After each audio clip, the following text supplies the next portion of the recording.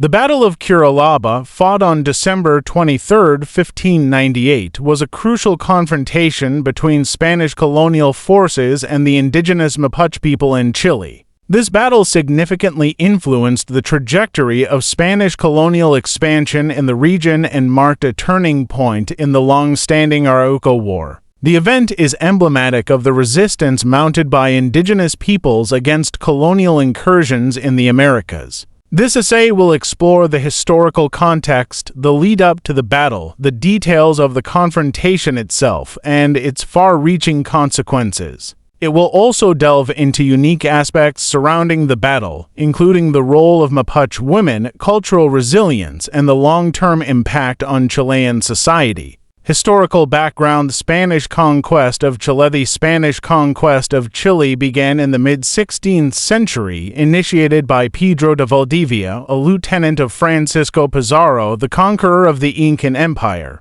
Valdivia sought to extend Spanish control into the southern reaches of the continent. In 1541, he founded Santiago, which became the colonial capital. The Spanish encountered numerous indigenous groups, but the most significant resistance came from the Mapuche people who inhabited the area south of the Biobío River. The Mapuche people are a heterogeneous group of indigenous inhabitants of south-central Chile and southwestern Argentina, including parts of Patagonia. They were known for their warrior culture, social organization, and deep connection to their land. The Mapuche were not a single political entity, but a collection of independent communities, each led by a local chief or longo. Despite this fragmentation, they managed to coordinate effectively against external threats, particularly the Spanish. The Arauco War's Spanish incursion into Mapuche territory led to the Arauco War, a prolonged conflict characterized by guerrilla tactics, sieges, and intermittent peace treaties.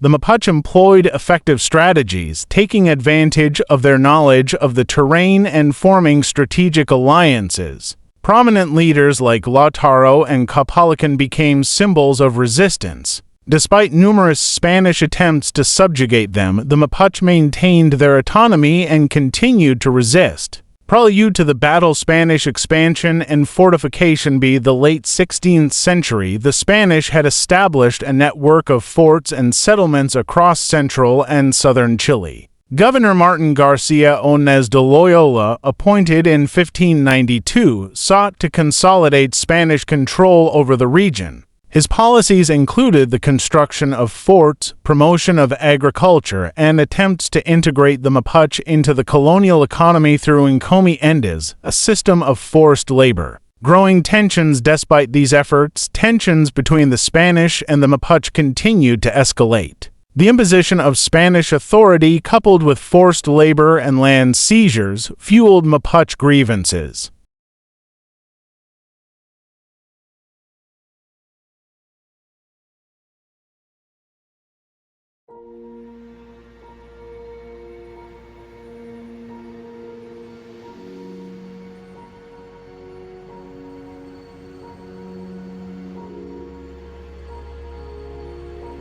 The death of prominent Mapuche leaders in previous conflicts had led to a period of reorganization under new leaders, such as Pelantaro, who sought to unite the Mapuche and expel the Spanish from their lands. The Battle of Curalaba's tragic significance. The Battle of Curalaba took place near the Biobío River, a natural boundary between Spanish-held territory and Mapuche lands. Control over this region was crucial for both sides. For the Spanish, it was a buffer zone protecting their southern frontier. For the Mapuche, it was the northern edge of their territory, vital for launching further attacks into Spanish-controlled areas and for defending against Spanish incursions. The ambush on the night of December 23, 1598, Governor Onez de Loyola and his retinue, including soldiers, civilians, and clergy, were encamped near Curalaba. Unbeknownst to them, Pelantaro and his warriors had been closely monitoring their movements. In a well-coordinated and meticulously planned ambush, the Mapuche attacked the Spanish camp. The attack was swift and brutal. The Mapuche warriors, armed with traditional weapons such as spears, clubs, and bows, overwhelmed the Spanish forces. Governor Onés de Loyola, along with many of his men, was killed in the initial onslaught. The surviving Spaniards, disoriented and outnumbered, attempted to flee but were pursued and cut down by the Mapuche. Aftermath and consequent Spanish losses and Retreat Battle of Curalaba resulted in a devastating loss for the Spanish. In addition to the death of Governor Onés de Loyola, several high-ranking officials and experienced soldiers were killed. The loss of life, combined with the destruction of supplies and equipment, significantly weakened the Spanish presence in the region. In the wake of the battle, the Mapuche launched a series of coordinated attacks on Spanish settlements and forts. These attacks led to the abandonment of several key outposts, including the cities of Valdivia, Angal, and Imperial. The Spanish retreated to more secure positions north of the Biobío River, effectively ceding control of the southern territories to the Mapuche. The Mapuche Resurgence's victory at Curalaba galvanized the Mapuche resistance. Palantaro emerged as a unifying figure, rallying various Mapuche factions to continue their struggle against the Spanish. The Mapuche adopted a decentralized approach to warfare, utilizing their knowledge of the terrain and guerrilla tactics to harass Spanish forces and disrupt their supply lines. The battle also had a profound psychological impact on both sides. For the Mapuche, it reaffirmed their belief in their ability to resist and defeat the Spanish invaders. For the Spanish, it highlighted the challenges and limitations of their colonial enterprise in Chile. The notion of an unassailable Spanish empire was shattered, leading to a re-evaluation of their strategies and priorities in the region. Interesting and unique facts: the role of women in Mapuche society, an often overlooked aspect of the Battle of Curalaba and the broader Mapuche resistance, is the role of women. Mapuche women were not merely passive observers but active participants in the resistance. They played crucial roles in logistics, intelligence gathering, and even combat. Women like Yanaquillo, who led Mapuche forces after the death of her husband in battle, exemplify the significant contributions of women to the Mapuche cause. Cultural resilience of Battle of Curalaba and the subsequent Mapuche resurgence can be seen as a testament to the cultural resilience of the Mapuche people. Despite the efforts of the Spanish to impose their culture, religion, and economic systems, the Mapuche maintained their traditional way of life. Their language, customs, and social structures remained intact, enabling them to mount a sustained resistance against colonial domination. Long-term impact on Chilean history. The Battle of Curalaba had far-reaching implications for the history of Chile. It marked the beginning of a period known as the Destruction of the Seven Cities, during which the Mapuche successfully expelled the Spanish from their southern territories. This period of Mapuche autonomy lasted for over 250 years, until the late 19th century, when the Chilean state initiated a campaign of conquest and assimilation known as the Pacification of Araucania.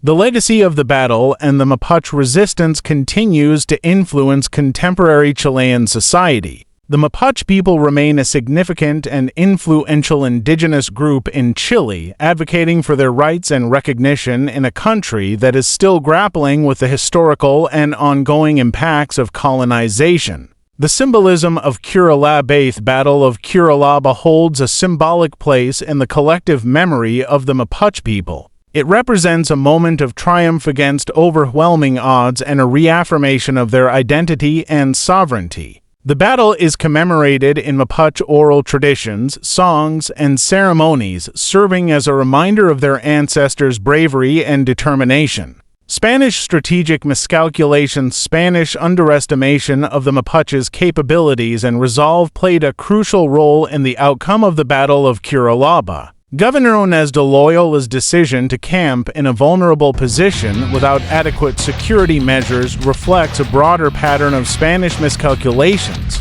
The Spanish reliance on European military tactics and their failure to adapt to the unique challenges posed by the Mapuche and the rugged Chilean terrain contributed to their defeat. Detailed examination of the aftermath collapse of Spanish control in southern Chile. The Battle of Curalaba triggered a rapid collapse of Spanish control over southern Chile.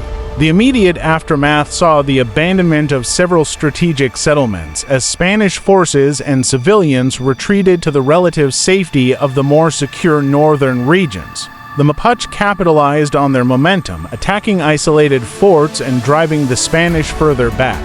The destruction of the 7 cities, the period following the Battle of Curalaba, is often referred to as the destruction of the 7 cities, highlighting the scale of the Spanish retreat. The cities of Valdivia, Angulo, Imperial, Santa Cruz, Villarrica, Osorno, and Cañete were either abandoned or destroyed. This withdrawal signified a dramatic shift in the balance of power as the Mapuche regained control over vast territories that had been under Spanish occupation.